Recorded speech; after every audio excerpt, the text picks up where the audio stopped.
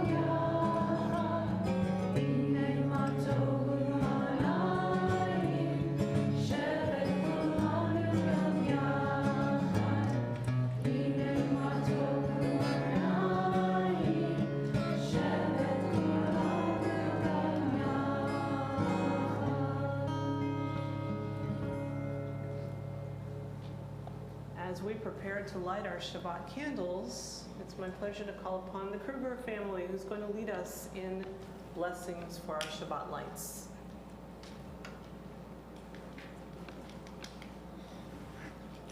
A prayer before candle lighting, a blessing of gratitude for a life lived with friends, family, and partners of many genders and sexual orientations. Creator of light, source of wisdom, you know the depth of the human soul as you filled this world with the glance of your presence. So let me fill my world with the calm wisdom that love does not ask what, but instead asks whom. May we, as we watch the two flames of memory and practice and light in this space, remember all parts of our stories and make space for all that we are. Creator of light, source of wisdom, may your light fill every inch of our bodies, and may it exceed all forms.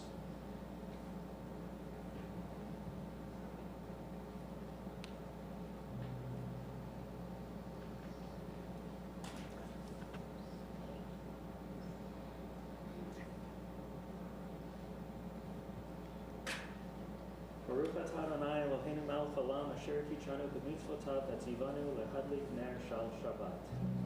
Baruch atah Adonai Eloheinu melech haolam asher kidshanu b'mitzvotav v'tzitvanu le'hadlik ner shel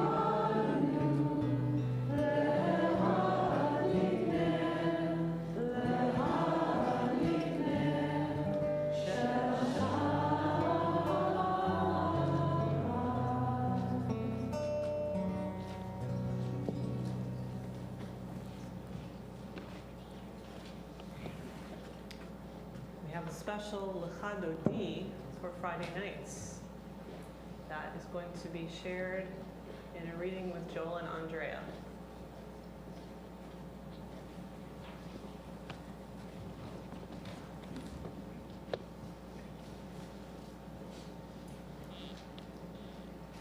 Lecha Dodi Likrat Kala. Come, my beloved, to welcome Shabbat. Come, my beloved, we say to Shabbat. Sometimes we compare her to a bride, sometimes to a queen. Every time we compare her to a woman, and ourselves to a group of male lovers, waiting for her to arrive. We don't get enough stories about women who are loved by women, about men who are loved by men. We don't get enough stories about lovers who are neither men nor women. We don't get enough stories in which love does not fade, in which we see ourselves as the lovers and Jews we are. We have been given something in Ruth and Naomi, in David and Jonathan, and in Joseph. Something we hold and cherish, but that has also been clouded, questioned, and hidden. We honor that, we honor them, but we want more, we deserve more. Every Friday we bow, and in front of us is more, and in front of us is love. Love however we feel it, love that fills our Shabbat, and our tradition that honors the lovers. Hitoreri, awaken, awaken. Be present, be proud, be here. At Sinai, God said, remember that I told Shabbat that the community of Israel is remained. She keeps us holy, she keeps us warm, she keeps us safe. She reminds us that each of us is a lover. Every Friday we say, come my beloved, and she responds, I have been here all along. I have shown you how to love. Whatever way you do. Baruch atah Adonai Eloheinu Yotzer ha'olam she'asani b'tzelem Elohim. Blessed are you, Adonai, our God, creator of the universe, who created me in the image of God. Amen.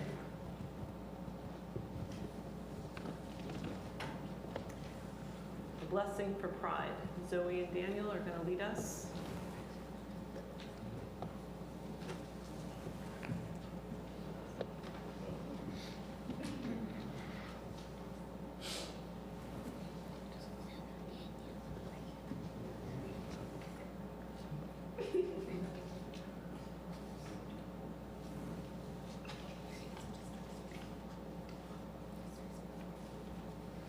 Source of life, you have blessed each of us with your spirit. In your wisdom, you have made each of us a unique treasure. Wellspring of our lives, cause us to flow with courage, strength, and compassion to live our stories openly, proudly, and joyfully. Presence of love, you embrace us with your love. May we embrace ourselves, our partners, our lovers, our friends, our children, our dear ones with the power of your Ahavarabah, your unending, boundless love. Spirit of peace and holiness, open our eyes to the gifts and blessings we offer and receive from each other. Open our hearts to welcome each other fully and truly. Open our hands to embrace, to support, to lift each other with joy, with song, and with deep friendship. Today, as we celebrate renewal, pride, and community, let us walk together with strength, compassion, and love.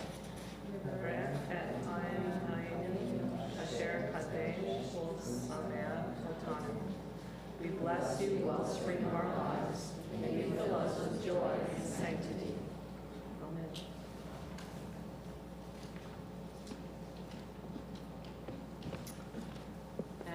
turn to our next slide,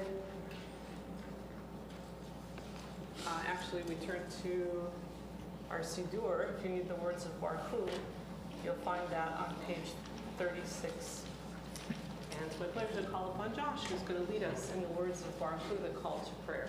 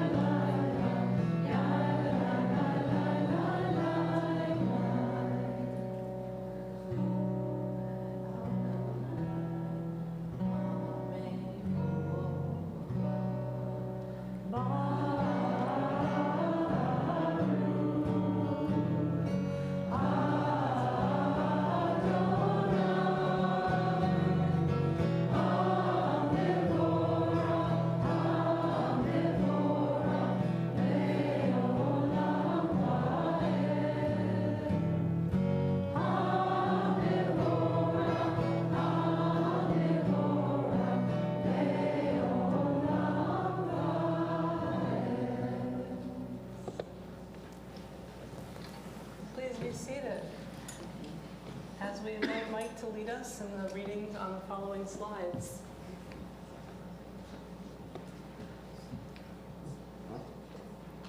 Please read responsibly. Baruch atah Adonai Eloheinu b'hanachot ha'olam. Blessed are you, eternal, our God and guide of the universe, creator of light and darkness, who makes peace and fashions all. You form light and create darkness. As time is a tapestry of day and night, our lives are a weaving of light and dark. Like the slow dawn we discover who we are, like twilight we linger in doubt and anxiety.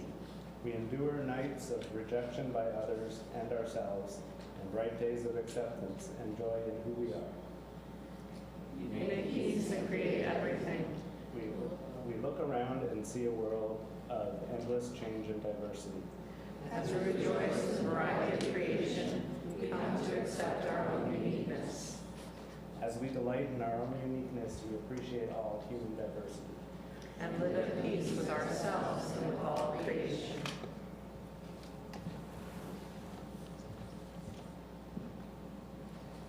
Harmony and Ephraim are going to lead us in a blessing, She'asanu B'Tselem Elohim.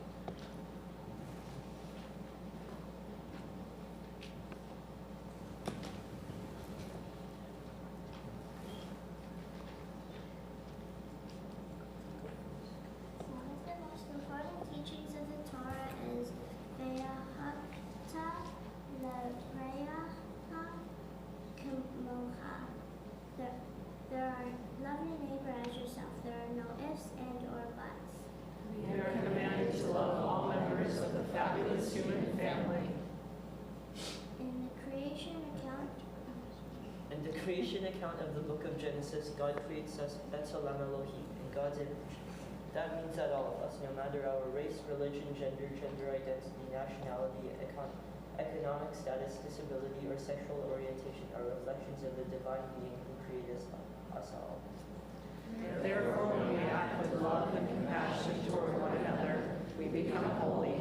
But holiness is not enough. Being holy means we become aware of our task to fix this broken world. The biblical prophets urge us on with the words, justice shall we pursue. Pursuing justice means that we will keep working until our objectives are achieved, until we gain full civil rights for all, including marriage equality and non-discrimination protections across our country. Each one of us carries a divine spark within, and when these sparks come together, be they 2 sparks in marriage or many more sparks in community, there is that much more godliness in the world. Bigotry prevents the sparks from uniting, from joining with other sparks. Bigotry and hatred keep people in their shells afraid. Bigotry is the absence of justice. So pursuing justice means dealing with bigotry head on. It means educating others about the diversity and beauty of God's creation. It means not being afraid of ourselves. It means letting our sparks shine as bright as they can, for where there is light, there is hope, and justice penetrates the dark. Baruch atah Adonai Eloheinu melech haolam, she'asanu b'tzelem Elohim. Praised are you, our God, ruler of the universe, who has made all of us in your image as amazing, awesome, and wonderful creations. Amen. Thank you. And we invite Ethan and Jaden, no, just Ethan, to come up and lead us in Shema and the following translation of the Ahapta that follows it. Please rise.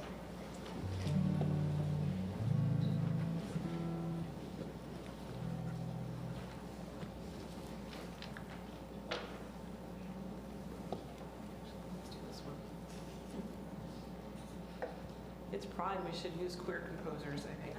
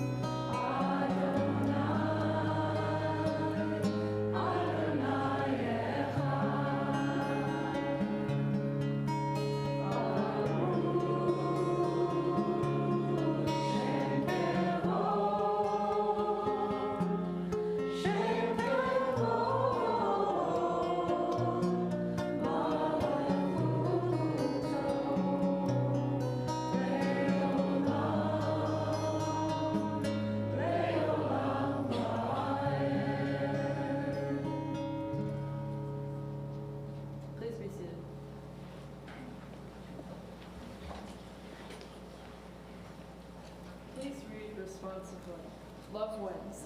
Pride prayer. One day, the words coming out will sound strange. Oppression based on gender or orientation will be a memory, history to honor and remember. The pain of hiding, repressing, denying, honoring the triumphs of those who fought to be free, remembering the violence and vitriol that cost lives. When love wins at long last. Ve'ahavta lechareha kamoha. Love your neighbor as yourself will be as natural as breathing. Ve'ahavta l'reacha kamocha. One day, love will win every heart. Love will win every soul. Fear will vanish like smoke, and tenderness for all will fill our hearts. Ve'ahavta l'reacha kamocha. Love wins. In the end, love wins. Man for man, woman for woman, woman for man, man for woman. All genders, all orientations, all people, all true expressions of heart.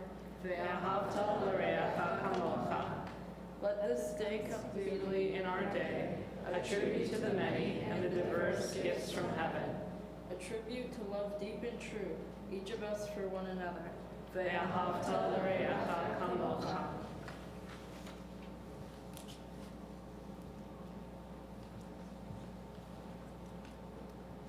We continue with Joseph, who's going to lead us in a reading that's coming up on the slides, leading us into the idea of Geulah, of redemption.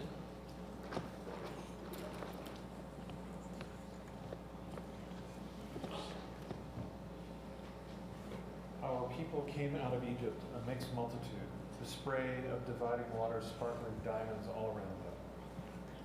We stood together at Sinai, all of us, future, present, past, amid the rumble of thunder and the crack of bright lightning, to enter into covenant with the one who loves us, in whose shining image we are all created, over and over again.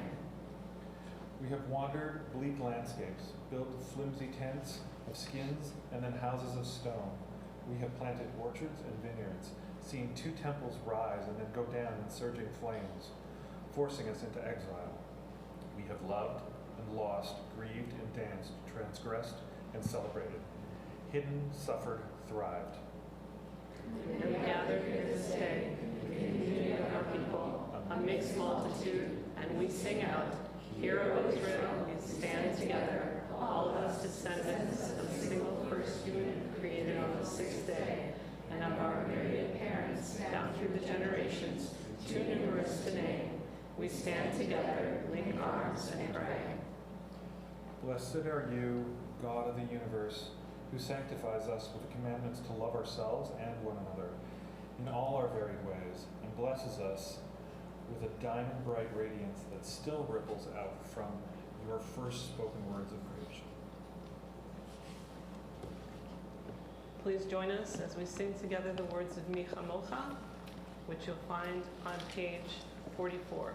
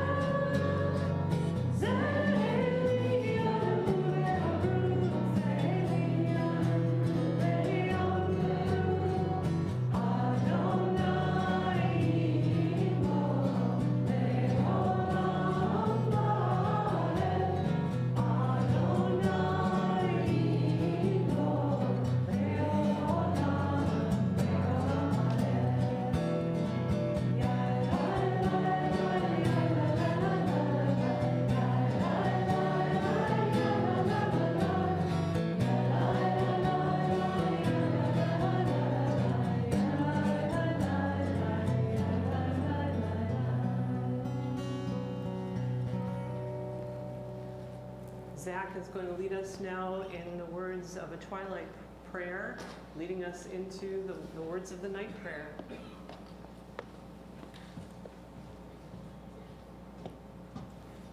As the sun sinks and the colors of the day turn, we offer a blessing for the twilight, for twilight is neither day nor night, but in between. We are all twilight people. We can never be fully labeled or defined. We are many identities and loves, many genders and none.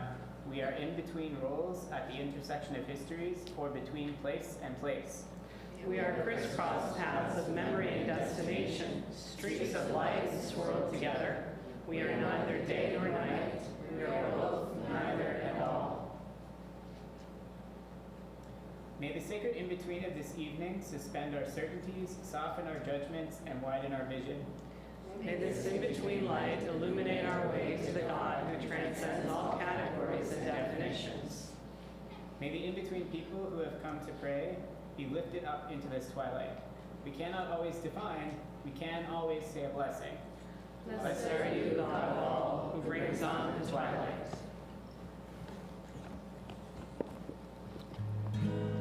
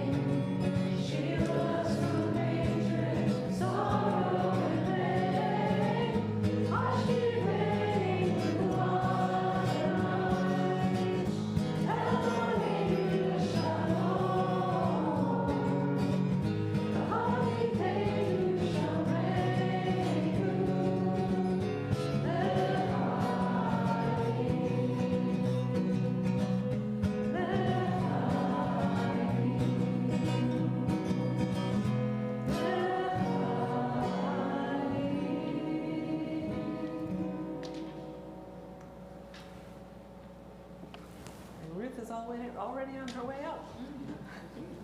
Well trained. We read responsibly.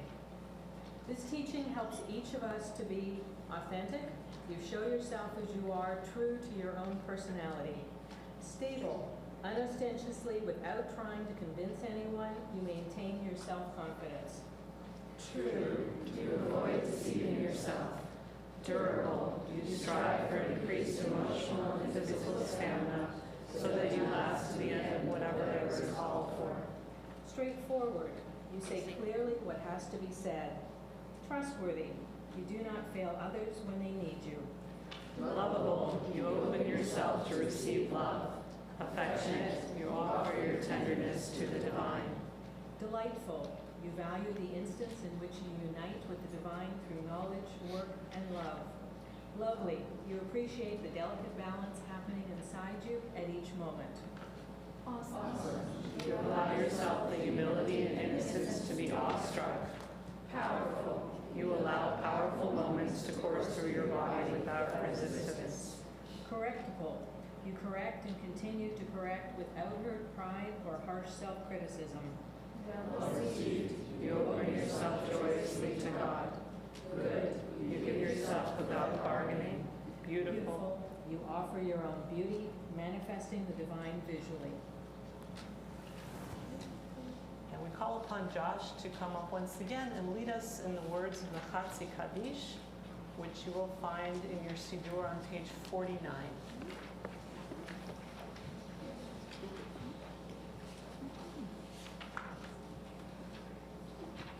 Yikdal v'yikdash shemei Rabba. Amen. Elmad yivrach yirtei v'yamlich malchutei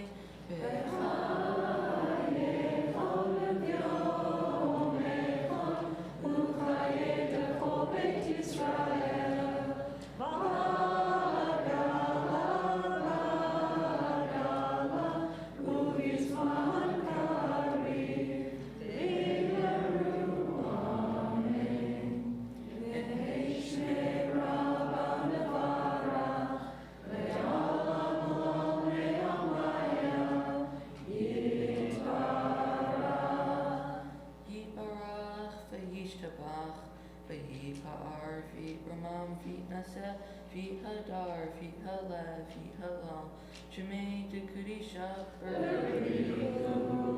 Le'ela min kol birchata, v'shirata, Tushbechata,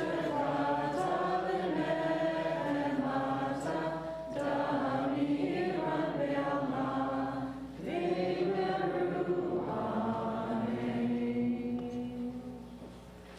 As we rise, we invite John to lead us in the words of the Westward Amidah, which is coming up on the screen.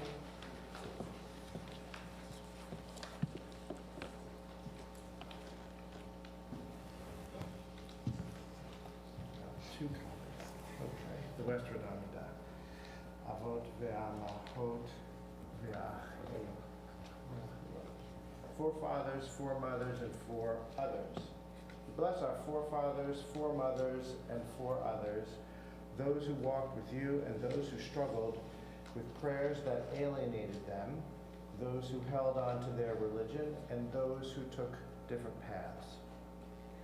Blessed are you, Adonai our God, for holding their hearts regardless of where they were on their journeys. We bless and think of wild waters, of oceans, seas, and mighty rivers, waters as wild and untamed as your power and might. Blessed are you, Adonai our God, God of all that is untamed and wild, for only in you do the wild and untamed find peace. Holiness. We bless the holiness of your many names, be they universe or Holy One, Spirit, or Creator. Blessed are you, Adonai our God, for being all that is and ever was.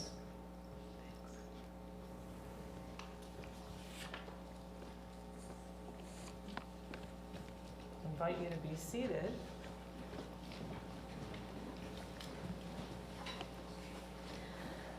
Please responsibly on the slides as well. Eloheinu velohei dorotenu ritzei v'nuchatenu. our God and God of our ancestors, on this day of LGBTQA+ Pride, we welcome the Shabbat into our midst. On this day, we express the love in our hearts for all the members of the Pride community and their allies everywhere.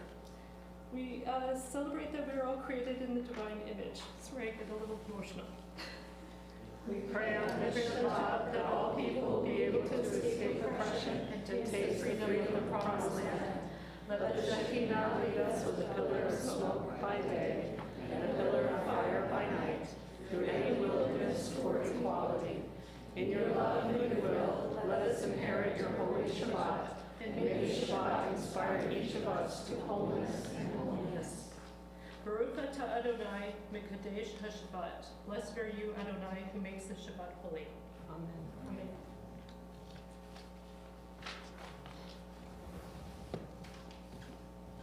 And we continue with words of Modim, which Arlene is going to lead us in on the slides that follow.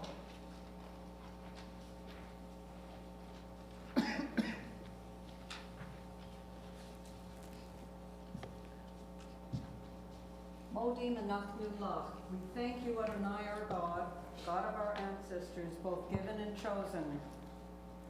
In the days before Stonewall, many Jews were among those who felt the sting of homophobia, biphobia, transphobia, who suffered from misunderstanding and rejection by family and the Jewish community. But you taught us and them that you do not judge us for being trans, ND, ace, RO, bi, lesbian, gay, queer, questioning, intersexual. You accept us fully for who we are, no matter how we change over time. Being created in your image, we see in us and others your miracles that surround us each morning, afternoon, and evening. We thank you for holding and supporting us through our lives and loves. Baruch atah Adonai, hatov shimcha v'locha na'el lahodot. Blessed are you, Adonai our God, for loving the full, authentic selves we bring into your presence. Amen.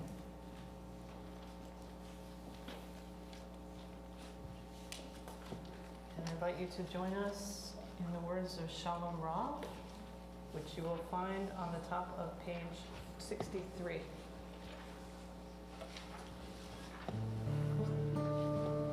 Shalom Rav.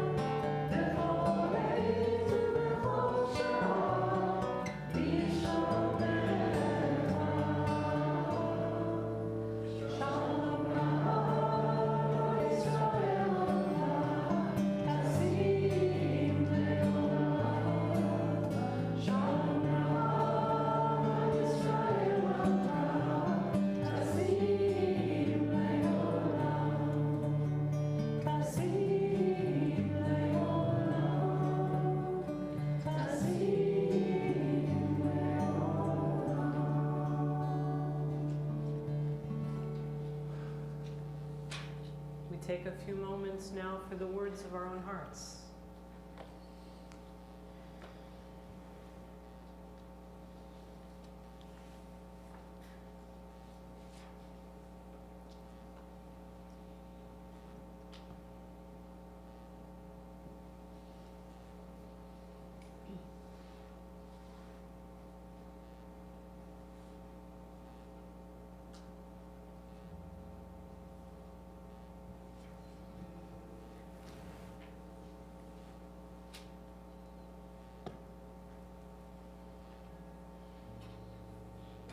On page 66, may the one who causes peace to reign in the high heavens, let peace descend on us, on all Israel, and all the world.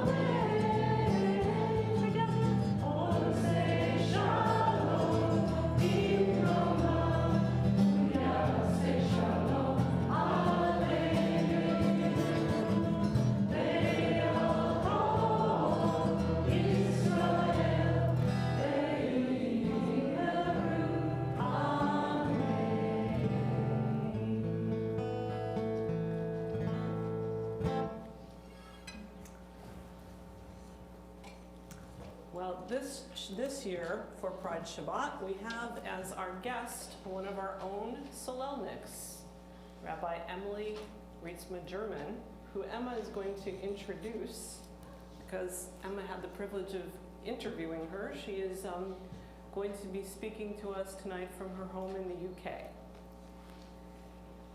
Rabbi Emily Rietzma-German is a former Solelnik, as Rabbi said.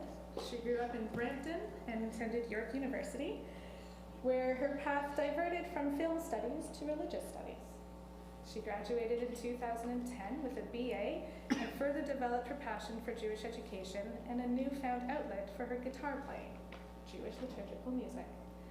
Emily was very much immersed in Solel's congregational life, often leading services with our own Rabbi Emeritus, Rabbi Englander. She also taught at Besefer, tutored B'nai Mitzvah students, and was one of our mighty advisors. Deciding to dedicate herself fully to Judaism, Emily chose to become a rabbi and applied to Leo Beck College in London. After spending her first year in Israel at HUC, she returned to London where she completed her rabbinic program and was ordained in 2015. Emily now lives with her wife, Dr. Renee Rietzma-German, their 2 cats, a housemate and best friend, Rabbi Adam Frankenberg, in North London.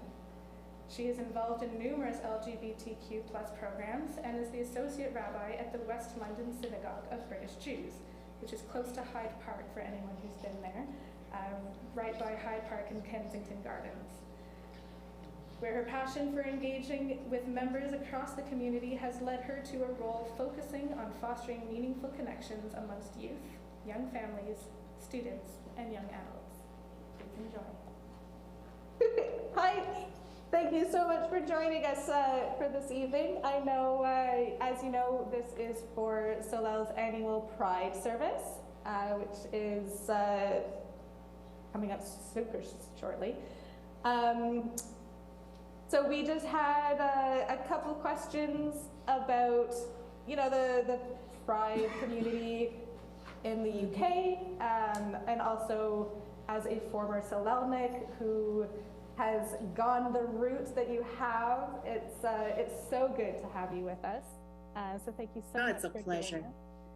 So to start, if you could you tell us a little bit about your personal journey and to the rabbinate, to the and kind of how your identity developed. Sure. So I think growing up, I come from a family that is very proud of being Jewish, but not really religiously that observant. So we didn't really do Friday night dinners at my home. On Saturdays, I, for a long time, took karate class. Just kind of typical diaspora kid things where your life is kind of geared towards all sorts of things, and being Jewish is just one part of a much larger picture. And I really enjoyed having a Jewish identity. I was very proud of it, talked about it lots at school, invited many of my school friends to come to my bat mitzvah at Solel, all that kind of stuff. But it was, to me, only a small part of what made me who I was. And that was true for a really long time, although there were little hints that it was going to be more important later on. I was one of those kids that did Bible contest. So I used to love that. And one year my team went all the way up to the nationals and we were super proud. And that was great. So there were those little moments, but mostly I kind of thought, I'm gonna do my bat mitzvah, I'll go on and do my kala year, and then that's sort of where I planned on leaving it. And I was really involved in theater. I went to Mayfield in Brampton for drama, and I really loved writing, and I got really involved in musical theater, and I loved public speaking and all those kinds of things, and wanted to go off to university for film. And I decided I was going to go to York, partially because at that point York was still university that closed on Rosh Hashanah Yom Kippur, and I thought, okay, I've lived in Brampton most of my life, let's go experience what life is like around a larger Jewish community. And I applied late for various reasons, so film was full. And I asked the registrar, where have you got spaces? And they said, well, we got some room in religious studies. And I was like, great, sign me up. So I went off to university, started in religious studies. And my first professor was a man named Saul Tanzap, happens to have been a Reform rabbi in Toronto, and he was part of kind of changing my mind on a whole lot of things, and sort of helped me to realize that Judaism could be a proper job, whereas before that I believed that making Jewish your job was a bit of a cheat. Like it was a shortcut. I was born Jewish. You can't make something you're born your job. So he helped me kind of get over that. And of course, I then found my way back to Solel because he recommended that I go and give synagogue another shot.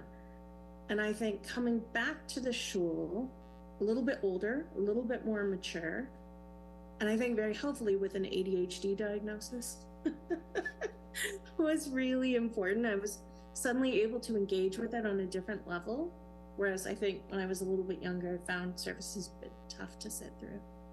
And then I started to remember other little bits about sort of my journey through religion school, and I thought, okay, one thing being that when I was in Kala,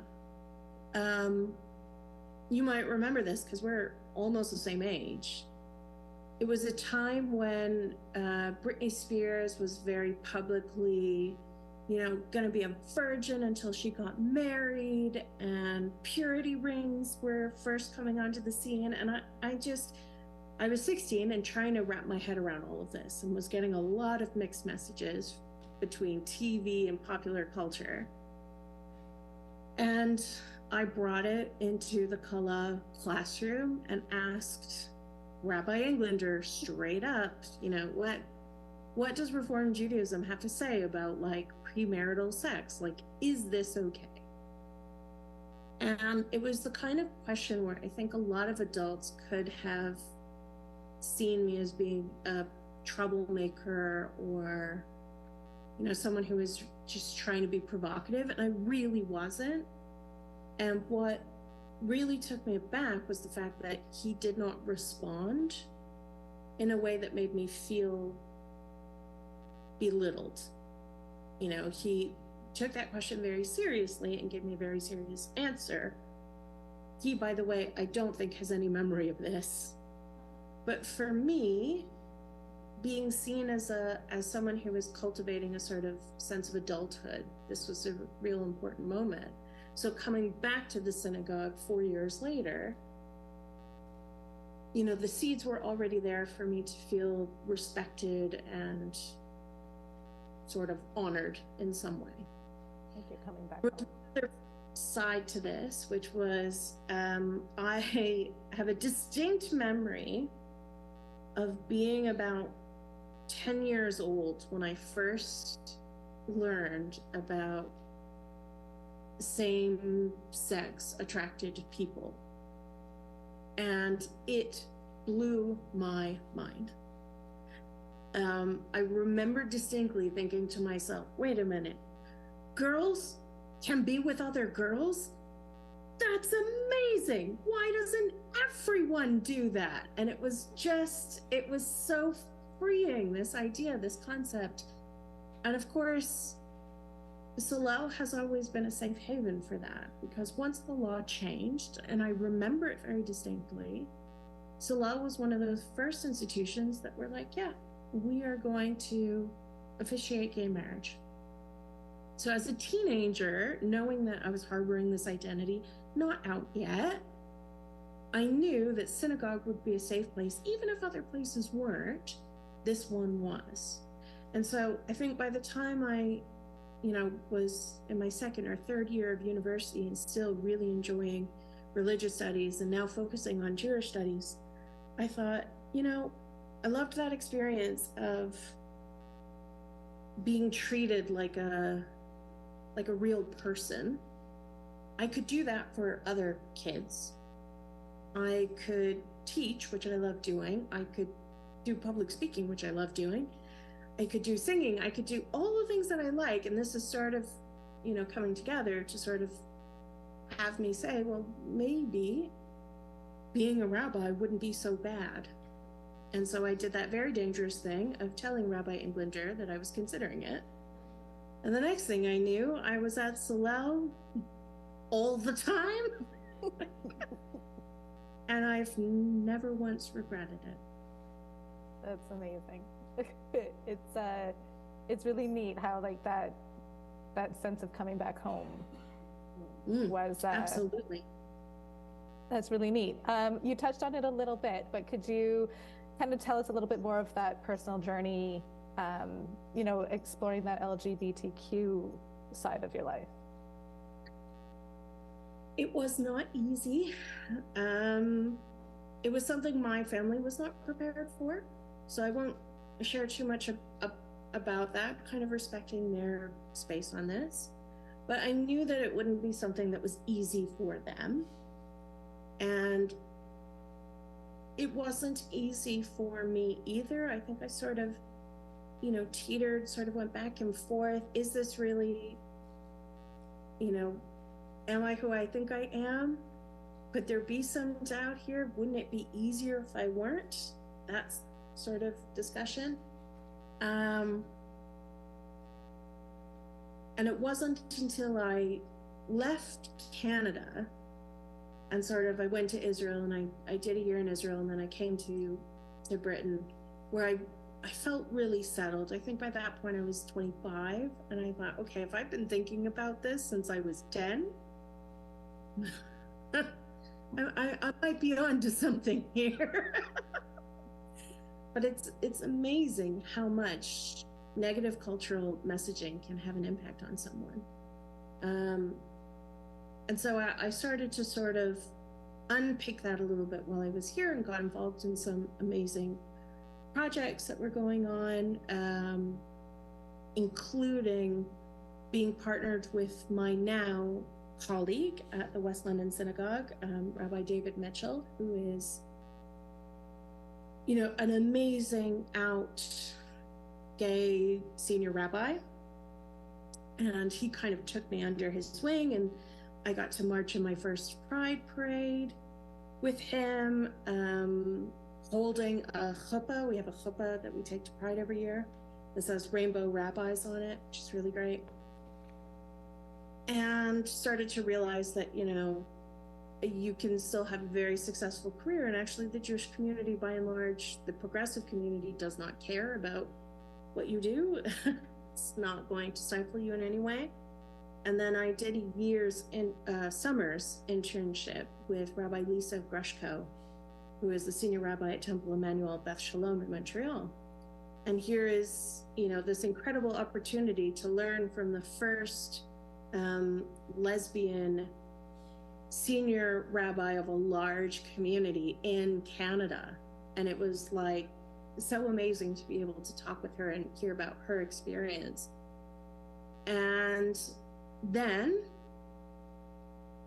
2015, I'm ordained, and just happened to meet the most fantastic, wonderful, amazing, brightest spark in my life woman, Renee. And I think by probably the end of our third date, I kind of knew, all right, well, so we're going to get married, and that's going to be it. And sure enough, you know, that was 8 years ago.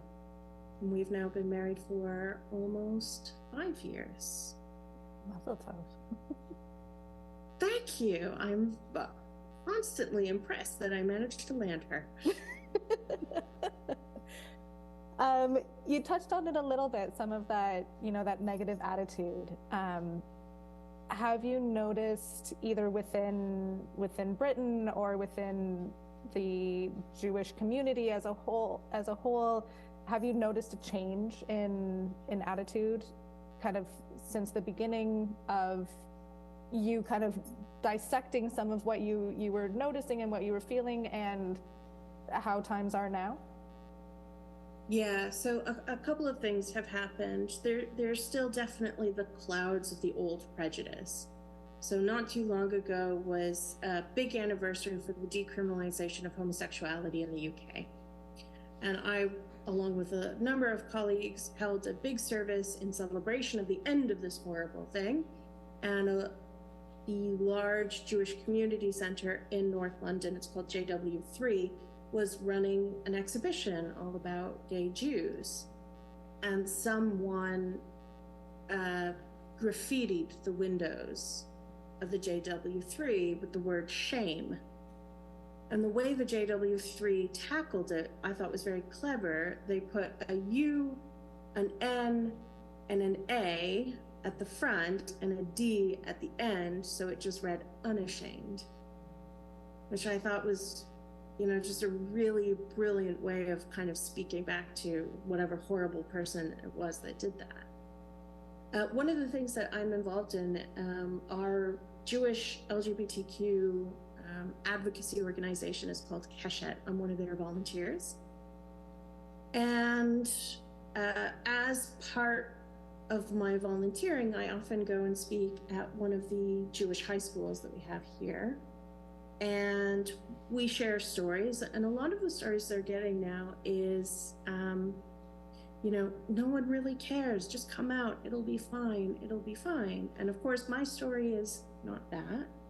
My story is I came out, it wasn't fine, and it wasn't fine for quite some time. And what I've noticed lately is the fact that there are children who are trying to come out, teens who are trying to come out, for whom it isn't fine, and their friends don't understand this, and their friends' families don't understand this.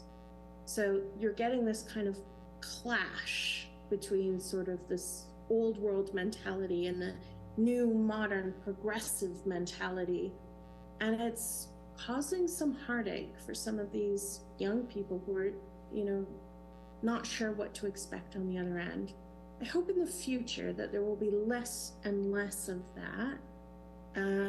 But in the meantime, it is a question of us trying to, I think, role model for our potential parents in our communities how to be a good listener, how to be a good sounding board for your teen when they tell you there's something really important that they've got to tell you.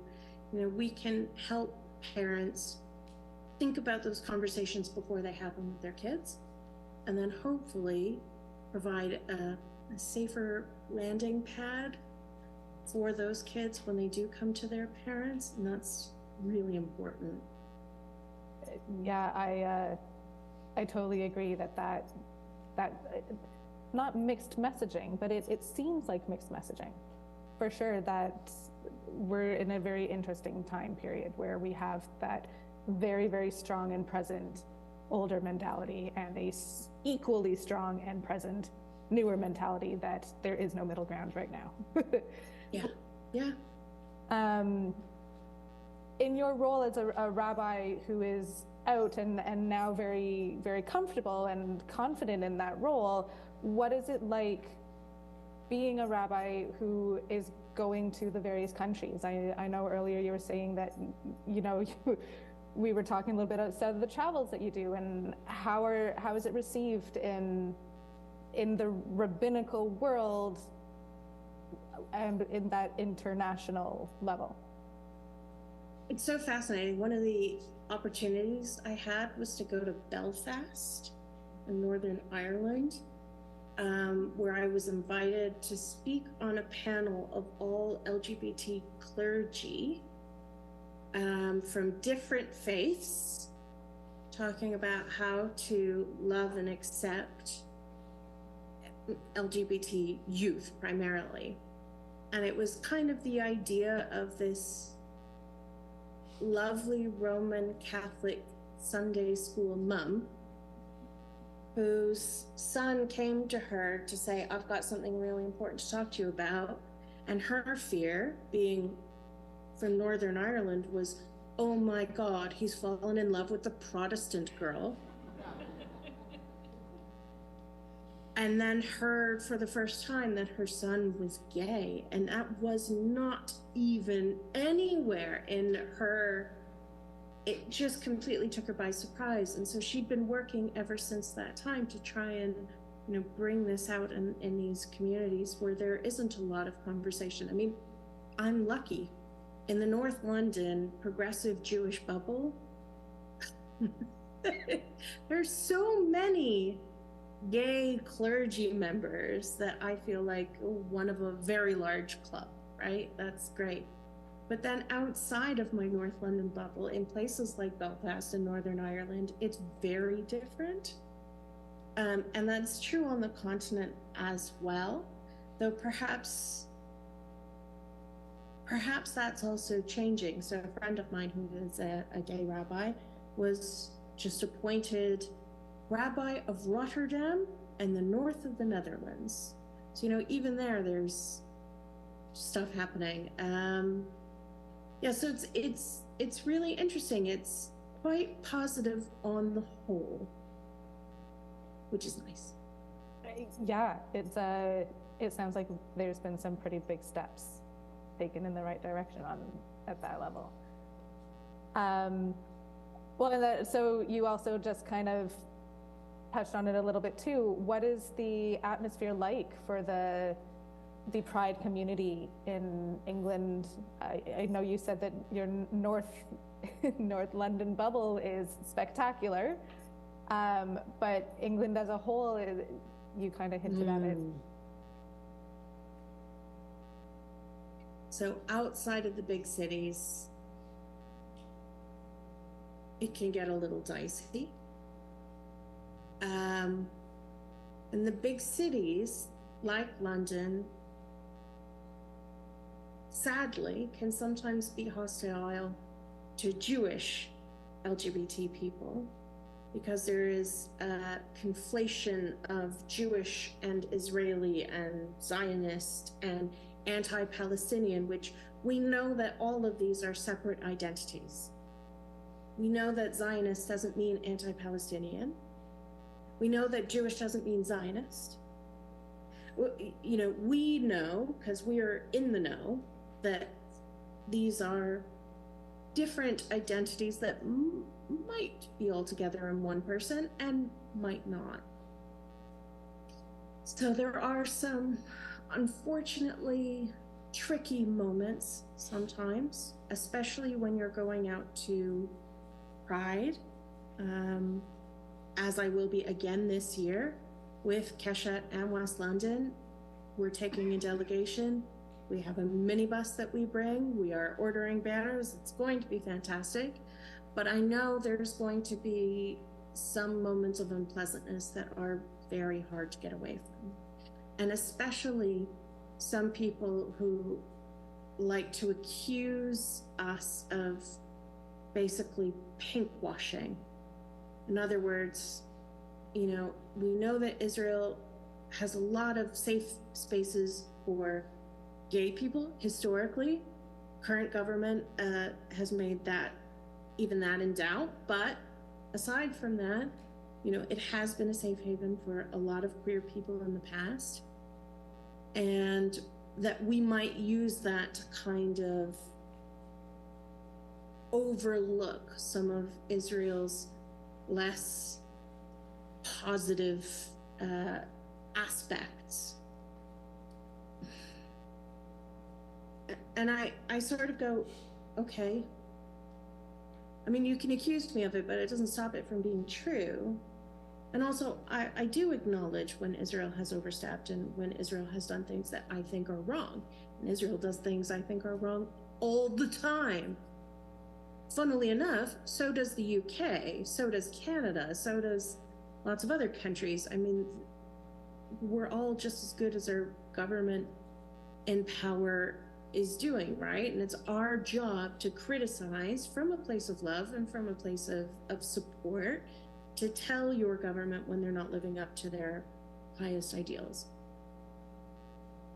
Fortunately, when you're on a parade route, those conversations, you know, they can only last for as long as you need to stay in one place before you can get moving again.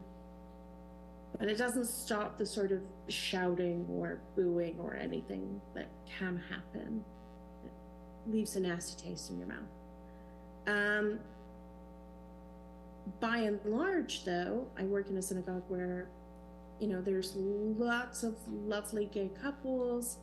We hosted the first 3 gay Jewish religious weddings when the law was overturned here at West London. So we did 3 couples, all of whom had been in civil partnerships up until the change of the law.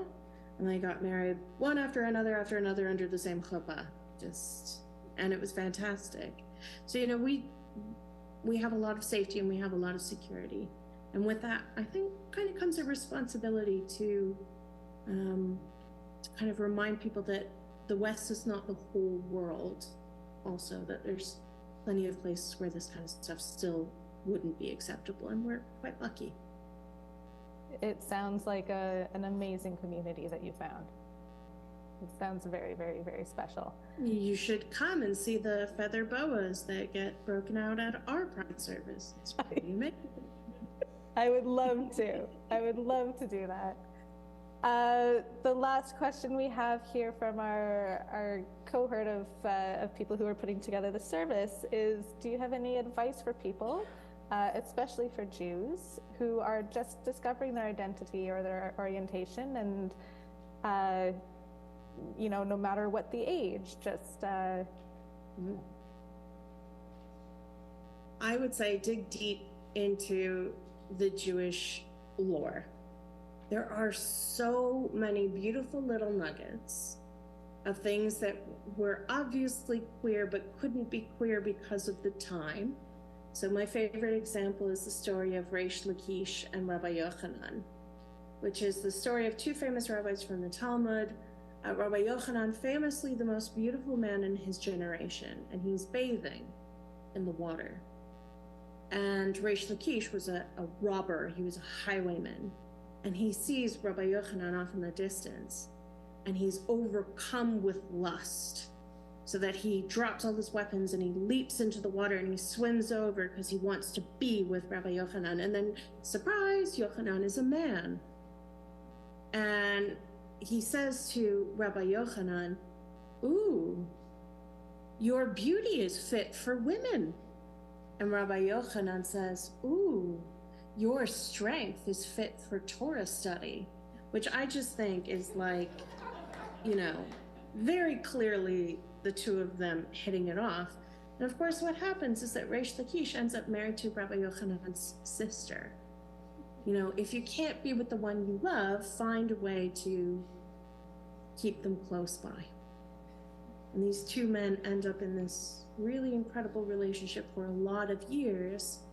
And there's this horribly tragic story where they have a falling out that is so devastating that Reish Lakish dies and Rabbi Yochanan is driven insane by his loss. It is so severe that the other rabbis then pray for him to die so that he can feel the release.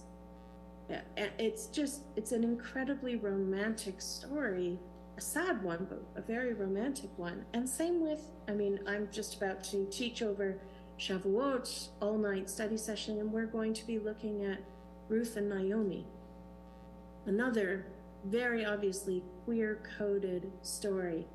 And Boaz, the husband of Ruth, who is, aware of her presence, but kind of, he marries her, but it feels very much like out of obligation. And what is he doing still single at this time? There's all these questions that come up.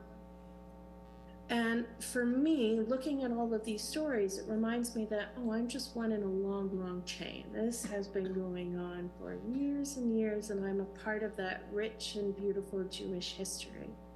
And I found it very comforting and a source of real strength. So whenever people are, just sort of opening the door, I'm like, go, look, learn. There's so many people like us through history. Get to know them. It'll really give you a lot of koach, a lot of power.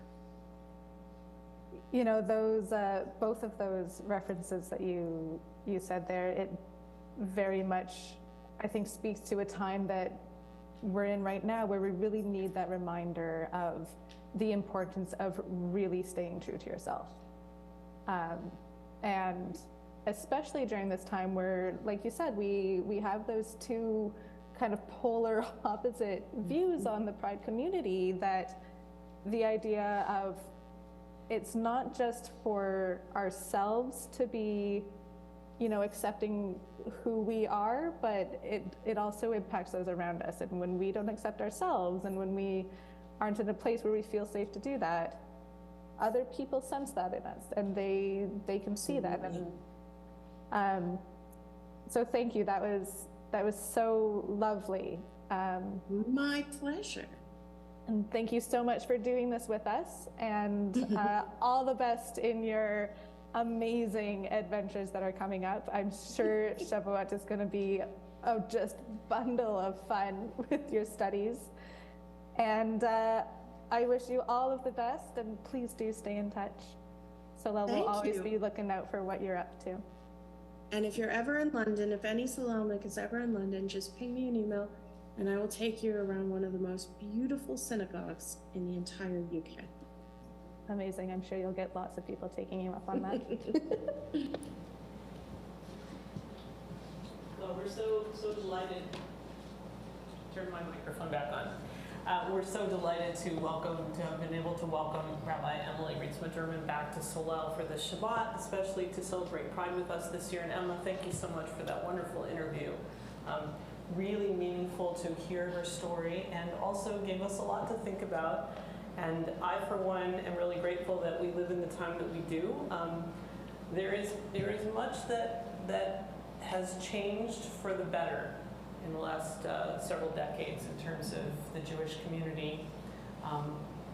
And I think that we're moving in the right direction as far as that's concerned. You know, the challenge that we all are facing, and I'm grateful that so many of us are here tonight, is that it is not an easy time for anyone in the LGBTQIA community right now. It has become much more challenging than I think any of us maybe imagined, as we thought that things were moving forward into much more liberal spaces and welcoming spaces, and it is hard. And I think it's important for all of us that are here tonight, that we're all here tonight to be in support of one another and to be allies and to share our love and our support and say we're here and we stand together. So I'm grateful that all of us are here, and it's a wonderful thing. And we look forward to more that we do together as a community. So I'm going to call upon John Lusa now. He's going to share a special Misha Berach, after which we will sing the words of Misha Berach on page 133.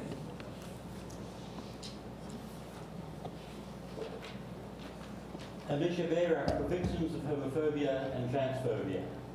Misha Berach Horeinu Avraham, Yitzchak v'Yaakov, Sarah Rivka, Rachel v'Leah, Yosef, David v'Yonathan, Ruth v'Naomi. May the one who blessed our ancestors, Abraham, Isaac and Jacob, Sarah, Rebecca, Rachel and Leah, Joseph, David and Jonathan, Ruth and Naomi, bring blessing and healing to all of us in our community of communities who feel or have felt the sting of homophobia and transphobia. And please join me responsibly. We have been victims of verbal assault, street harassment, and physical violence. We have been misgendered out of malice, ignorance, and accident. We have been forced to perform and conform to genders that do not match our identity. We have been denied employment, promotion, housing, and educational opportunities. We have been made to feel other and unsafe in public and communal settings. We have been made to feel other and unsafe in Jewish spaces. We have a rate of suicide among the queer youth almost 5 times higher than among their heterosexual peers. We have had our intimate actions criminalized and our unions made illegal. We have been denied service at restaurants, wedding venues, and bakeries. We have become estranged from family members and been made to feel unloved. We have not had access to restrooms and locker rooms that match our gender or been blocked from using them. We have been forced to choose to remain closeted or cover our identities out of fear and discomfort. We have been erased or silenced in our history and sacred text. In times of darkness, help us to recall the words of your prophet. I am Adonai, your God, who takes hold of your right hand and says to you, do not fear, I will help you. Grant us the courage to hold our heads up high, to live into our truest selves, and to love openly, even as we move through our own process of healing. Help us to overcome the specters of self-doubt and self-loathing that arise from the trauma of faith. Holy One, in whose image all humankind is formed, help to soften the hearts and open the eyes of those who lose sight of the divinity in their neighbor, so that we may break the cycles and the speech patterns of homophobia and transphobia that are so deeply ingrained in our society. And let us say, Amen.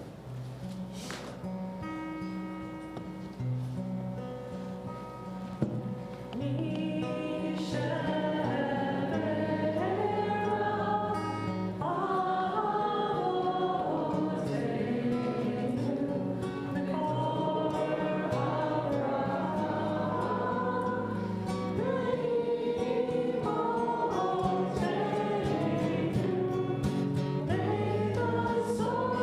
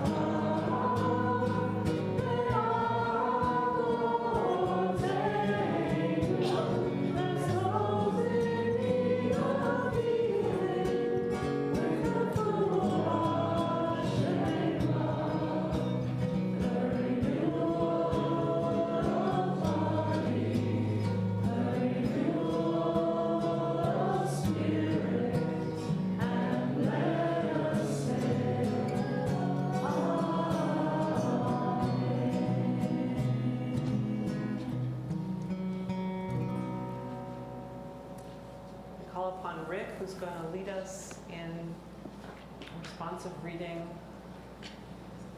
which is famously known as the Merger Poem by Judy Chicago.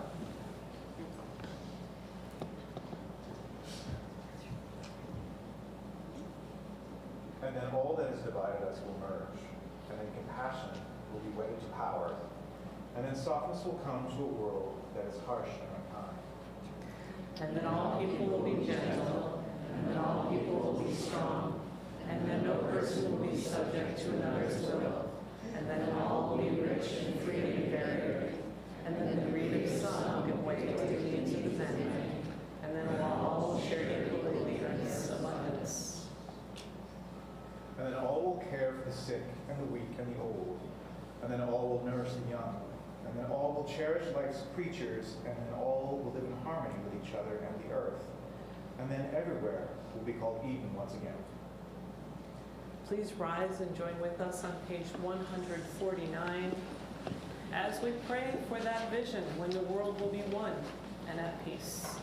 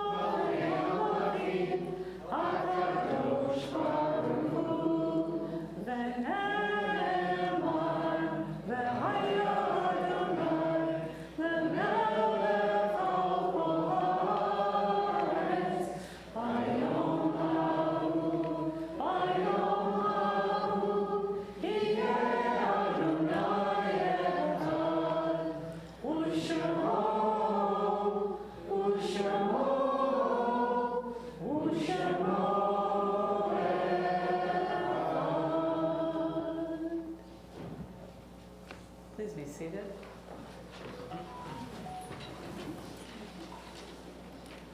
At this time, our thoughts turn to those who have departed this earth, our own loved ones, and those of our friends and neighbors, and all those people whose lives have been a blessing to humanity.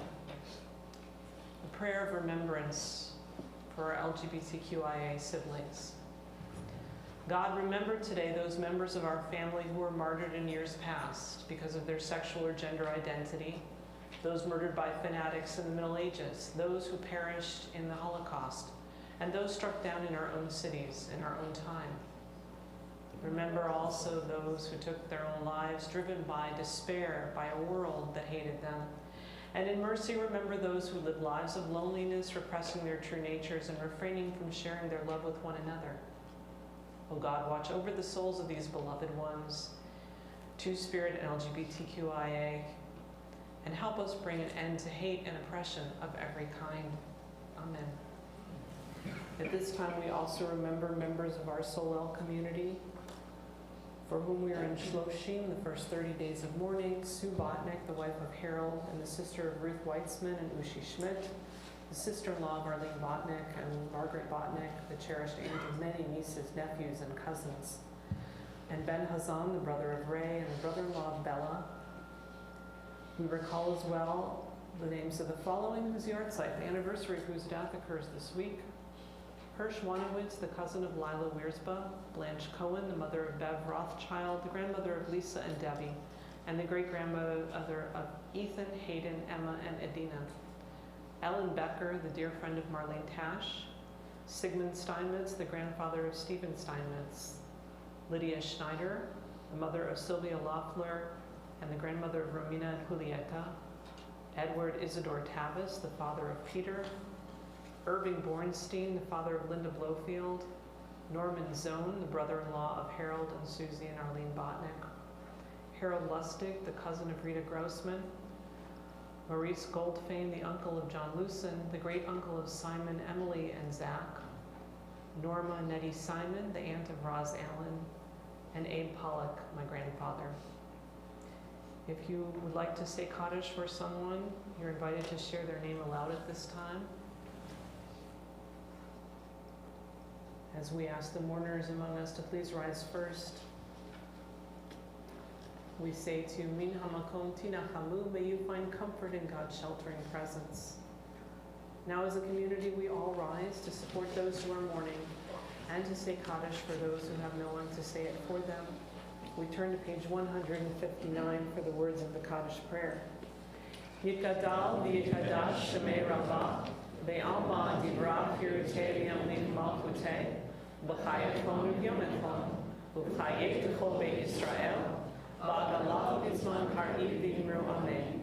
Yeh shmei Rabbah v'barach le'olam olamei amaya.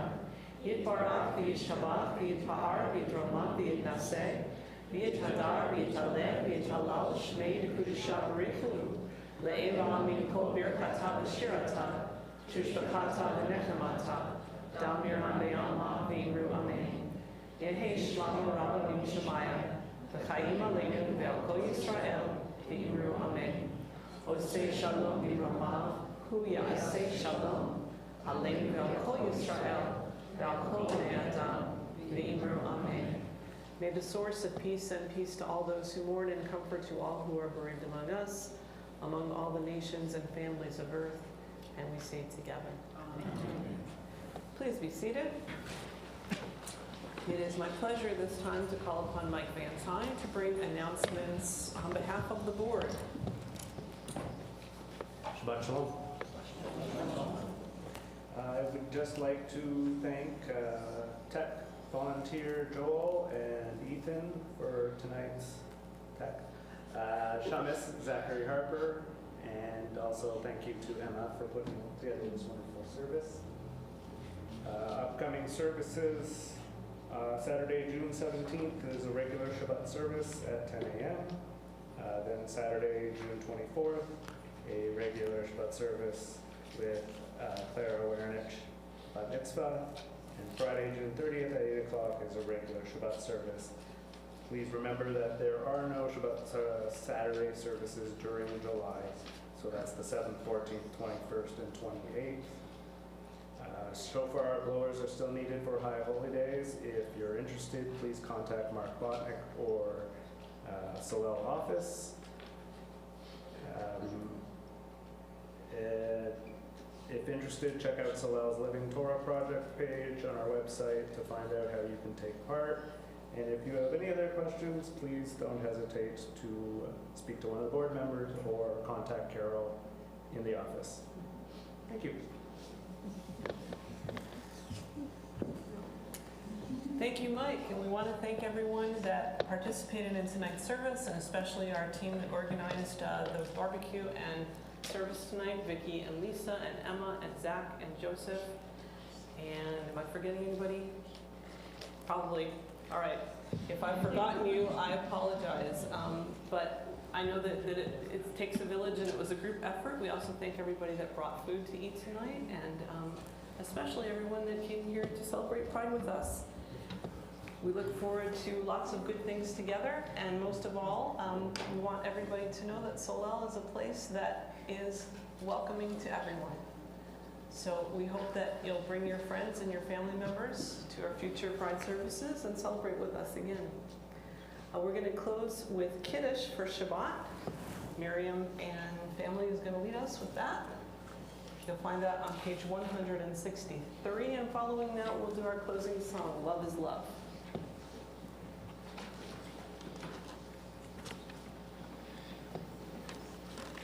Erev Yom Hashishi. Now the whole universe, sky, earth, and all their array, was completed. But the seventh day, God had ended the work of creation and rested with all work completed. And God blessed the seventh day and called it holy. For with this day God had completed the work of creation. From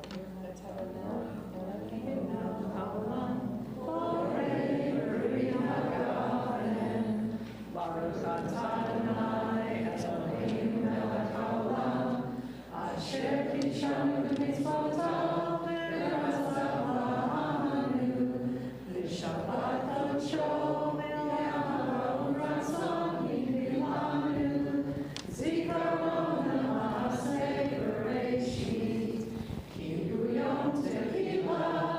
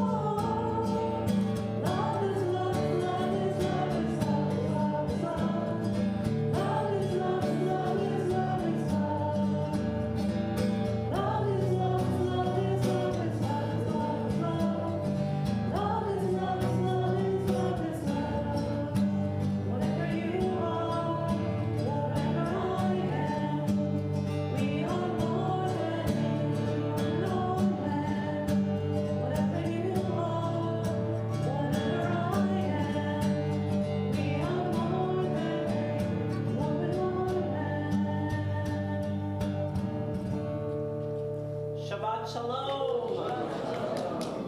Come and join us for Oneg Shabbat.